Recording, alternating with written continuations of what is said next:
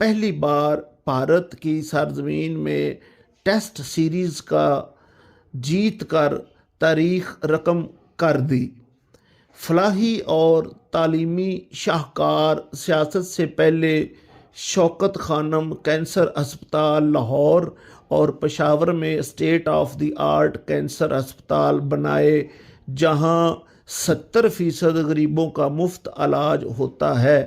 Naml university میاں والی پسماندہ علاقے میں عالمی معیار کی یونیورسٹی کا قیام، مرحلہ 3 بطور وزیر اعظم فلاحی و سماجی اقدامات 2018 سے لے کر 2022 تک ان کا جو وزارت عظمیٰ کا دور تھا، اس میں جو اس نے کامیابیاں سمیٹی وہ میں آپ کی نظر کرنا چاہ رہا ہوں۔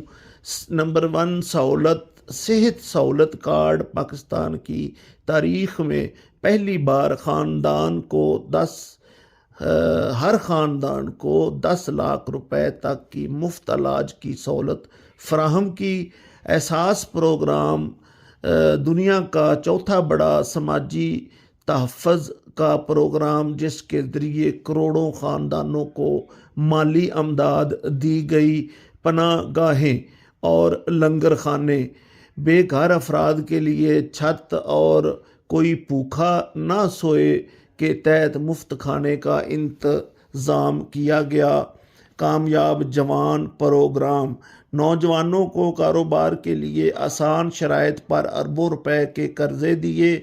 مرحلہ 4، زراعت اور کسانوں کے لیے اقدامات، کسان کارڈ کا اجرا، کھاد، بیج اور ادویات پر براہ راست سبسڈی، ٹارگیٹڈ سبسڈی فراہم کی۔ ریکارڈ زرعی پیداوار، گندم، چاول، مکئی اور گنے کی قیمتوں میں اور باقی بھی بہت ساری فصلوں میں اضافہ کر کے کسانوں کو خوشحال کیا، جس سے ریکارڈ فصلیں حاصل ہوئیں۔ زرعی ایمرجنسی، نہروں کو پکا کرنے، لائیو اسٹاک مویشی پال کے لیے اربوں روپے کے منصوبے شروع کیے۔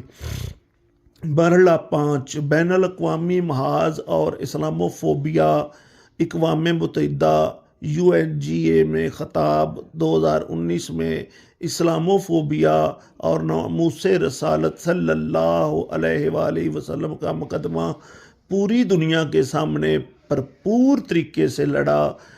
15 مارچ کا عالمی دن، عمران خان کی کوششوں سے اقوام متحدہ نے 15 مارچ کو اسلاموفوبیا کے